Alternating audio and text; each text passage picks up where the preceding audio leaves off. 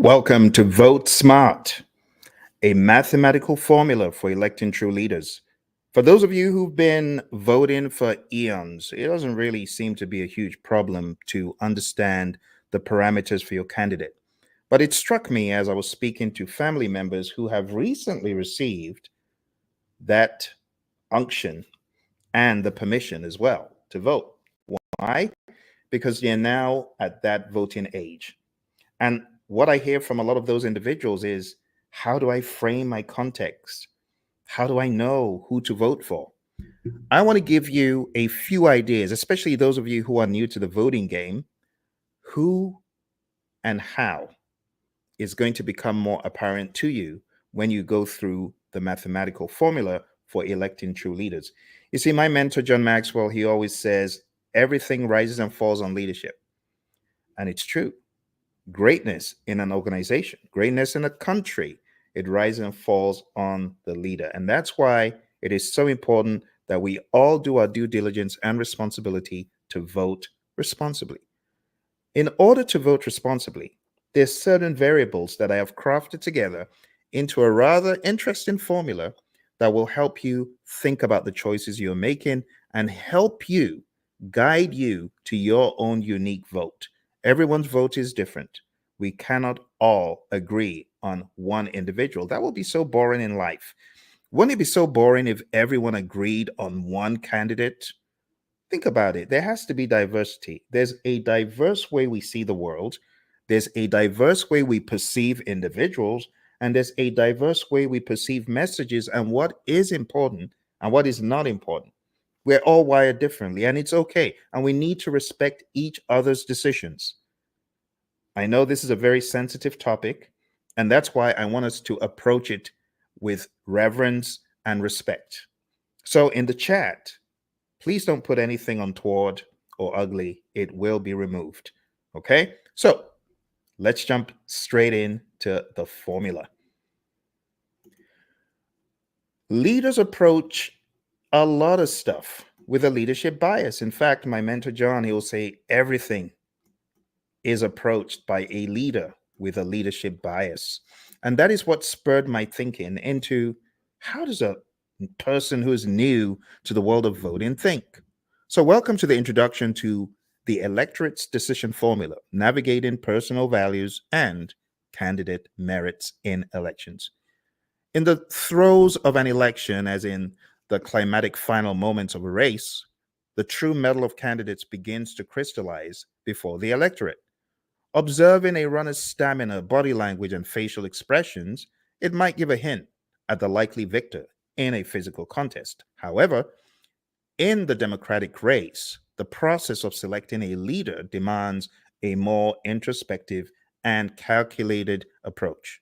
Elections are not merely contests for popularity or charisma, but are founded in understanding our values and principles. It is a profound exercise in your value alignment and discernment of leadership qualities. Every voter carries a set of intrinsic values and biases. You'd agree. You have your biases, I have mine, right? Whether you acknowledge it or not. And that can significantly influence a choice at the polls. The decision to support a candidate involves a deep dive into one's value system to ensure that the choice is truly reflective of one's ethical and practical standards. This alignment is crucial. It's not just for personal congruence, but for the broader impact leadership has on an entire nation such as ours. Furthermore, the qualities of strength and substance in a candidate are indispensable. Strength here refers not just to assertiveness, but to resilience, the capacity to lead, the capability to lead through challenges with fortitude and foresight. Substance, on the other hand, is measured by the depth of a candidate's policies and their understanding of complex issues, attributes that signify a readiness to govern wisely and effectively. It sounds tough, doesn't it? Okay.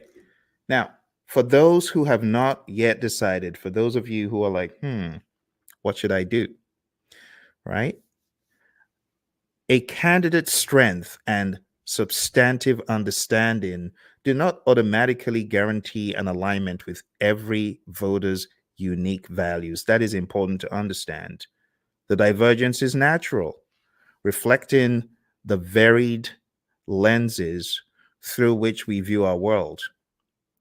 It underlines the necessity for voters to employ both introspection and objective analyses in their decision making process. When I was putting this together, I sat down and went through the now automated way I do things. I'm just wired in that automated way to know what to do and how to do it when it comes to voting for anything, whether it's voting at the grand scheme, at the country level, or voting at the company level.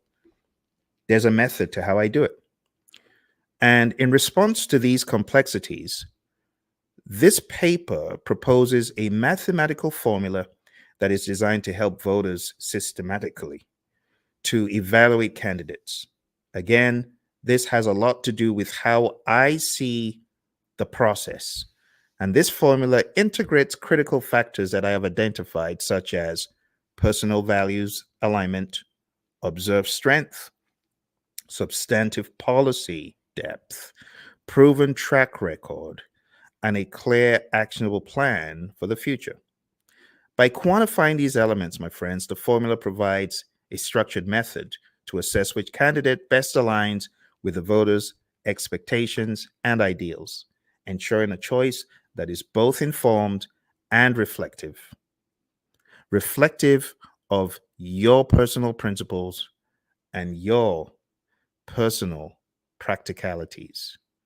This approach not only streamlines the decision making process, but it also enhances the electoral experience by grounding it in a methodical, intentional assessment that transcends mere emotional appeal.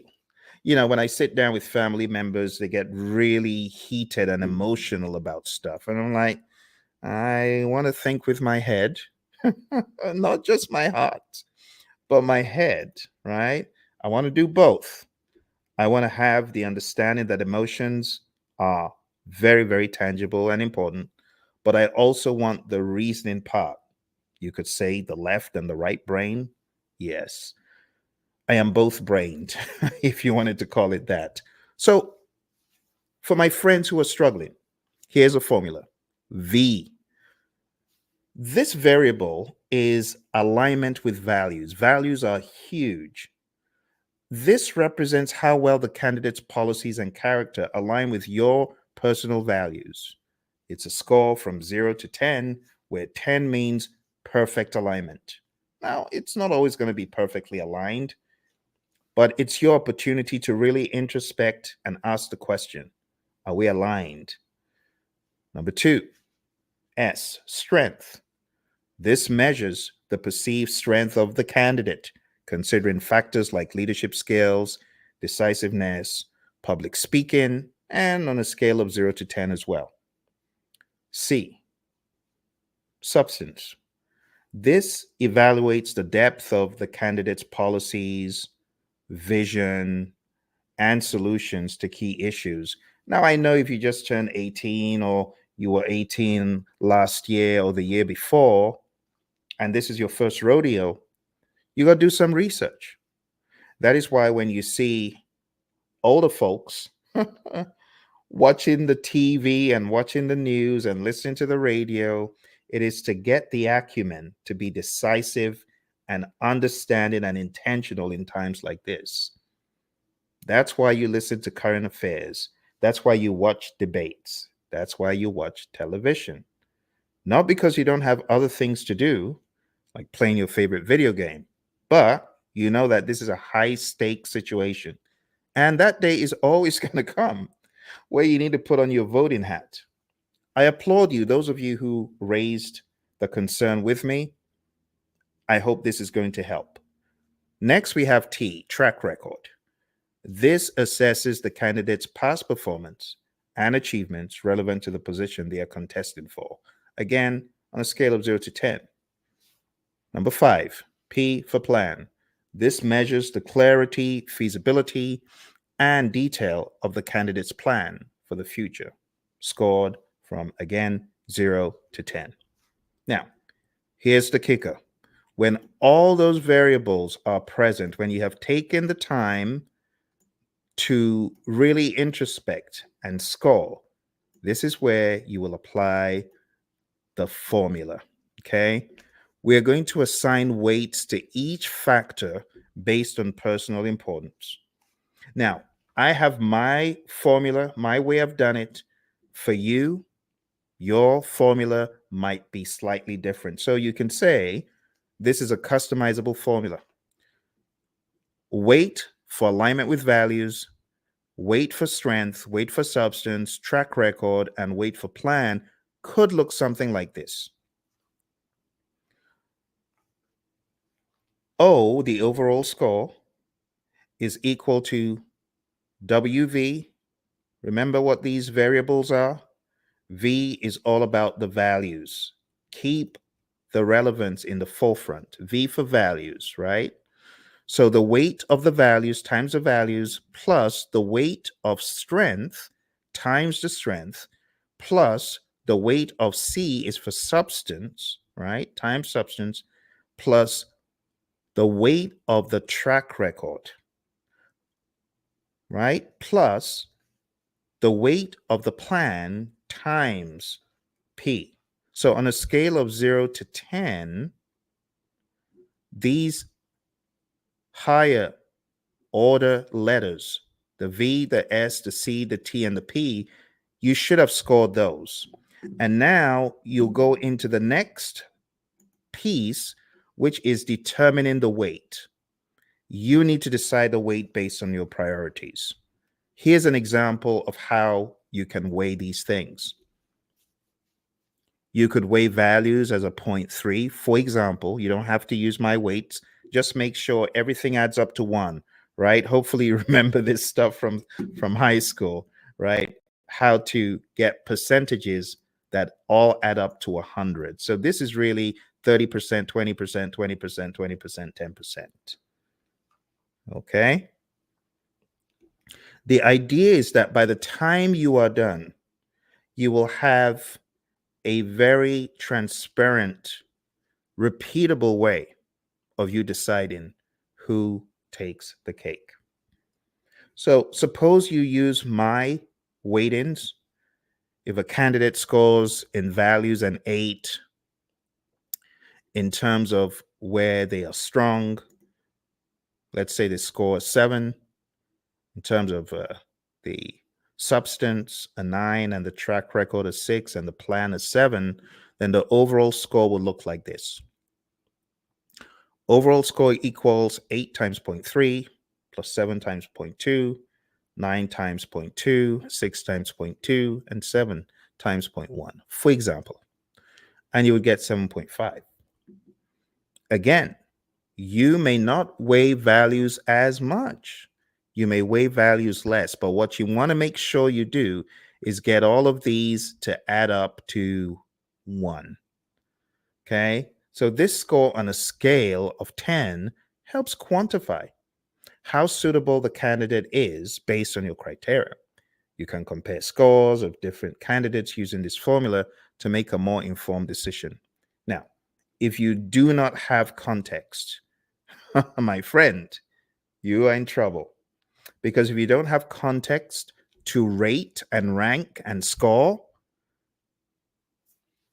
you need to gather data. So this model assumes that you have enough data to apply thought and intentionality to your vote. Okay, so my friends, that's it. Vote smart. Personally, I think a lot of this stuff ties back to the concept of value. You should stay true to your values. And I invite you to participate, those of you who need it. Some of you don't. Some of you are, this is your 10th time you've done this.